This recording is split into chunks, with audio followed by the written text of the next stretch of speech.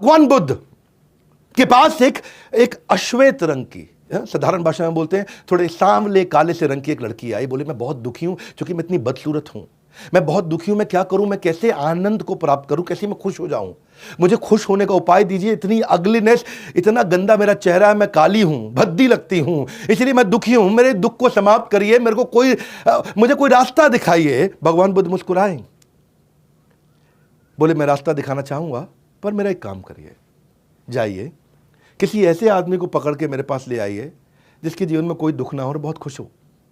बोले बहुत आसान है।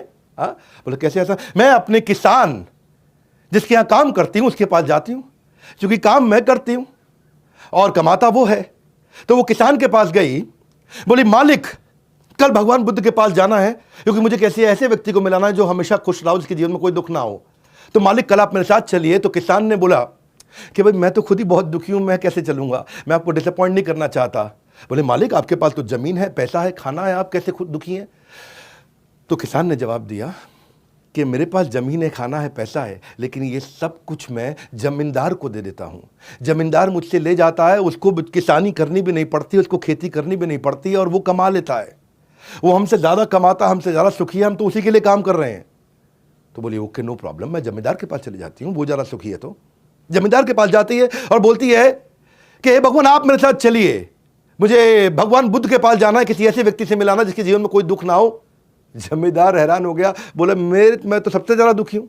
बोले आप कैसे दुखी हैं, आपके पास तो इतना पैसा, इतना रिस्पेक्ट, इतना सम्मान है। बोले मुझे दुख है और परेशानी है और टेंशन है, चोरों की, लुटेरों की, डकैतों की, हर समय मुझ पर नजर रखते हैं, रात को मैं ढंग से सो नहीं पाता। तो बोले फिर कौन है सुखी व्यक्ति? बोले असली सुखी जो मिनिस्टर है ना राजा के, वो सबसे ज्यादा सुखी हैं। उन्हें क्या करना है, वो तो हमको दंड देते हैं, हमसे टैक्स लेते हैं, हमसे सब वसूलते हैं और आराम से राजपाट का सुख भोग रहे हैं। कहती कोई बात नहीं, मिनिस्टर के पास जाती हूँ। जब मिनिस्टर के पास जाती तो वहां भी यही उत्तर मिलता है उसको कि मुझ पे तो जनता का गुस्सा फूटता है, युद्ध का परिणाम मुझे सब झेलना पड़ता है, इतनी तकलीफ है, जो राजा बोलते करना पड़ता है, कोई छुट्टी नहीं मिलती, 365 दिन काम करना पड़ता है। मैं राजा के साथ जुड़ा हूं लेकिन सारी तकलीफें मुझे को झेलनी पड़ती हैं। तो उसको समझ में आया कि ओ राजा राजा को कोई इंस्ट्रक्शन नहीं देता, राजा सबको इंस्ट्रक्शन देता है। तो वो सुखी होगा। जब वो राजा के पास गई तो राजा का भी वही हाल। राजा बोला नहीं नहीं मैं तो बहुत परेशान हूं। बोले तुम क्यों परेशान हो? बोले मेरे दुश्मन मेरे ही घर में रहते हैं, कब कौन मुझे मार दे पता नहीं, ना मैं सो पाता हूं, ना पीस ऑफ माइंड है।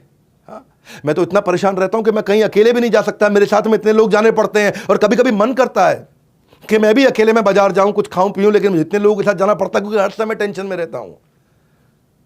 तो वो भगवान बुद्ध के पास गई, उसने सारी कहानी सुनाई, ऐसा ऐसा हुआ। किसान के पास गई, जमींदार के पास गई, मिनिस्टर के पास गई, राजा के पास गई। तो भगवान ने बताया उनको कि यही असल में लेसन है कि आपको जो सुख मिलेगा वो कहाँ से मिलता है? सुसुखम कर्तुम अव्ययम। असली सुख कब मिलता है? जब राज विद्या राजगुह्यम पवित्रम इदम उत्तमम। जब आपको राज विद्या, वो सीक्रेट विद्या, वो ज्ञान आपके अंदर प्रज्वलित होता है। खुशी पाने के लिए खुद प्रयत्न करें, दूसरों पर निर्भर ना रहें। जो मनुष्य लगातार शिकायत करते रहते हैं वो कभी खुशी नहीं रह सकते। तो पवित्रमिदम उत्तमम सुसुखम कर्तुम अव्ययम, कि इतना सुख जो कभी समाप्त नहीं होगा। ये सुख बाहर नहीं मिलता, ये भीतर है, आपके अंदर है। सातवीं कहानी, ये कहानी वो है जब भगवान एक वैश्या के घर यानी कि एक प्रोस्टिट्यूट के घर जाते हैं। भगवान के साथ में हमेशा 2000-3000 साधु संत यानी कि मॉन्क्स उनके साथ चला करते थे।